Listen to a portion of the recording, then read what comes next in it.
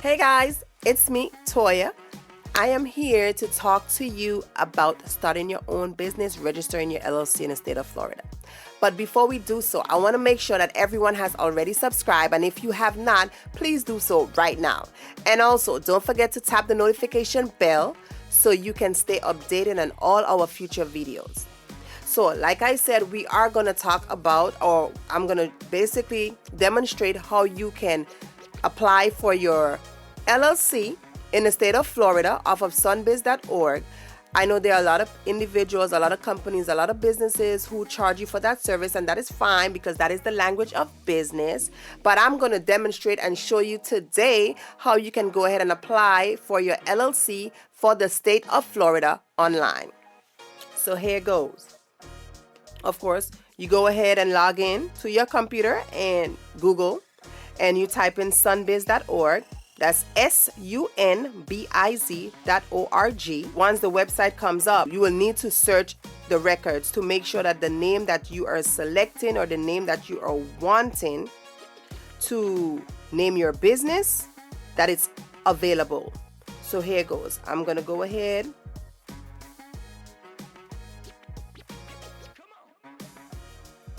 Okay, the website, sometimes there's a service error that happens, time to time. I'm going to go ahead and type in the name of the business. I'm going to type in Salt and Stilettos. Or let's see, probably Love Spells. Yeah, because that's a business that I thought about registering. A new business I was thinking about registering. So we're going to do that. And of course, like I said, is normally have issues with the website, and because I see there's a lot of there's Love Spell is not really, I say, you know what, let me go ahead and try something else. I'm gonna go ahead and register, try to work with Salt and Stilettos. So there we go. See if that's available, and we have the 503 error again. See if that's available.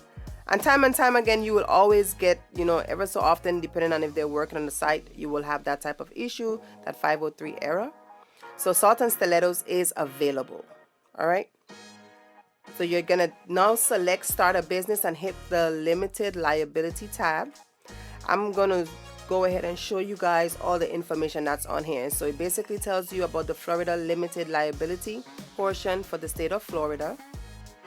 It gives you the instructions of the articles of organizations, let you know a little bit about how you should select your company name, how you should put your company name, if you want an LLC with the periods, LLC with the comma, all of that. It gives you information on the registered agent, what the registered agent entails, the company purpose, the AMBR, which is a managing authorized member, the date. You can go as far back as 5 days.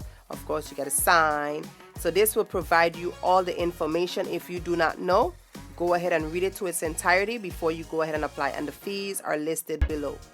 We are going to apply for Articles of Organization, that is the LLC, because it's a for-profit application. So you're going to click File or Correct Florida. You're going to click that tab that says File or Correct Florida LLC Articles of Organization. But before you do that, you can also read the information that is provided. Okay, and there's another way where you're able to go ahead and check to see if the name is already in use. So like I say, if you're not sure about anything, just make sure you read the information to its entirety, and then you can go ahead and apply for the application. All right, so we have these two sections. It will let you know, stop. It give you provide you with all the information. Because we're going to file a new business, we're going to select the one that says File Articles of Organization. If you had have already placed your application in there and there was an error, they would have sent it back with a number, and then you would have to put that in here. But since we're starting a new filing today, that's the option we're going to check. Now, the effective date. In the state of Florida, you are allowed to backdate 5 days prior to. So if it's the 1st of February, you can go 5 days previously and select that option. So basically, if you get approved, your business would have a registered date for January versus February 1st. So I'm going to go back to, I think, February 12th. I'm going to go back to February 12th so we can have 5 days prior to.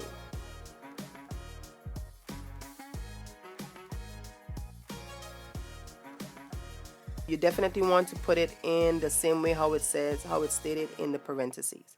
Now, there's different types of filing. There's the $125 required filing fee, which is standard. Then they have the certificate of status. With the certificate of status, it just basically provides you with a documentation letting you know the status of your application, your registration for the state. That is $5. It's optional. There's also the certified copy, which provides you with an actual document that is certified to show you the registration of your business. Those type of documents are requested by the banks when you're ready to go ahead and open up a bank account, and they don't have to go search for it themselves.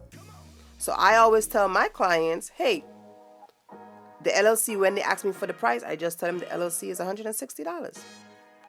Go ahead and type in your name, Salt and Stilettos. I don't normally put like a comma or anything like that, just so I could remember. Now you go ahead and put in your address. And you want to, I put in a business address because unless it's a home-based business, it just makes sense to have everything, aligned correctly. So go ahead and put in your business address.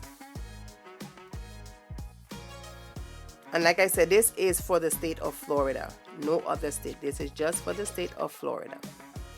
You do have the option to use either US or UN. They're both interchangeable.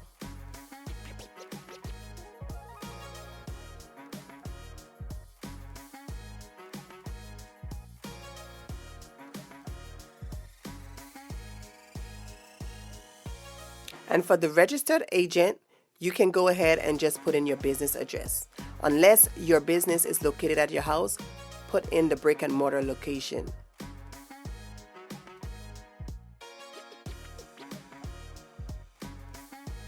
A registered agent is basically the individual who will accept mail, receive documents, receive citations, receive anything for you. They basically speak on your behalf. You as an individual can be the registered agent, but the business itself cannot be the registered agent. So for this business, Salt and Stilettos LLC cannot be the registered agent, or Glow Beauty Aesthetics cannot be the registered agent, or Jace Labs cannot be. But as an individual who works for the company, who's a part of the company, I can be the registered agent. And of course, I will go ahead and put in either the business address or your home address. Here I am putting in the business address. I'm just going to go ahead and update the US from the UN. Then I want to make sure that I have my correct demographics, not my middle name. So, of course, you're going to go ahead and sign as a registered agent. And the section that says any other provisions, that is an optional box, so you do not have to complete that area. And for correspondence purposes, you want all the information to be sent to you. So you want to make sure you put a valid email address. My recommendations, use an email that you know you have access to, or the actual business email that you have already completed. Fill that out to its entirety. So of course you're going to put in your first and your last name and your email address.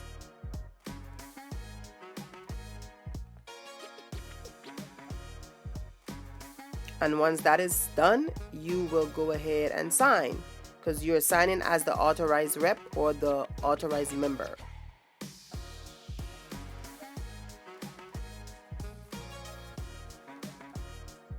Make sure you read to its entirety just so you don't have any mishaps.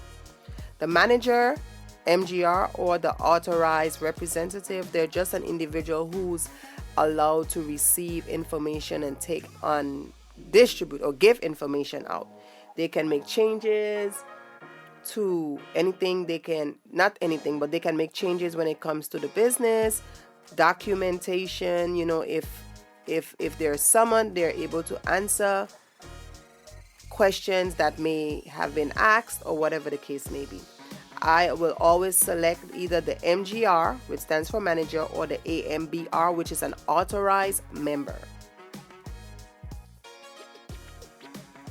And at that time, you would only be able to fill in either the entity or the individual's name. So here you go. We're going to continue with the individual name, which will be me, as well as the business address.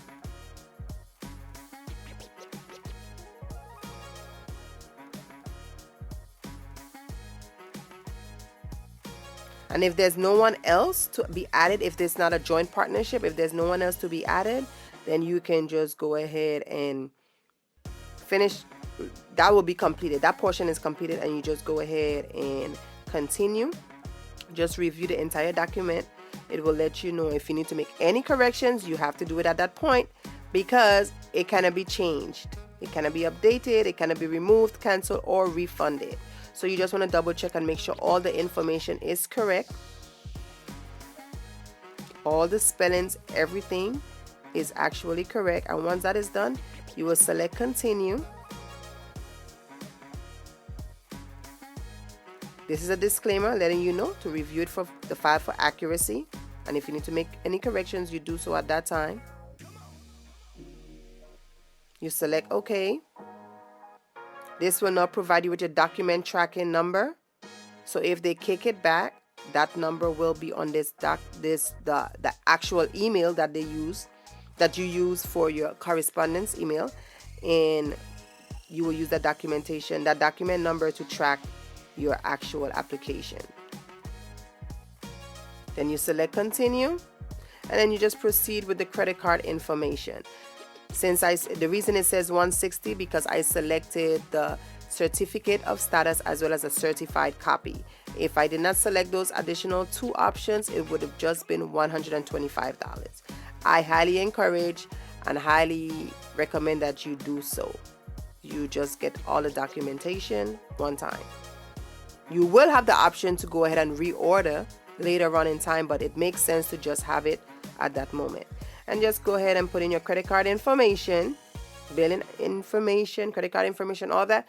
And that's basically it. And you just wait. And in the state of Florida, it depends on the volume that they have. It can take up to 7 days. It could take up to 14 days. It could take up to 21 days. It just depends on how many applications are in queue. And as far as approval, if you don't have any issues, you're good. All right, guys, this is how you apply for your LLC in the state of Florida. If you have any questions or anything, just go ahead and leave a comment below. And don't forget to subscribe, as well as hit the notification bell if you're looking forward to following me on the journey of business startups as well as trainings. Bye now.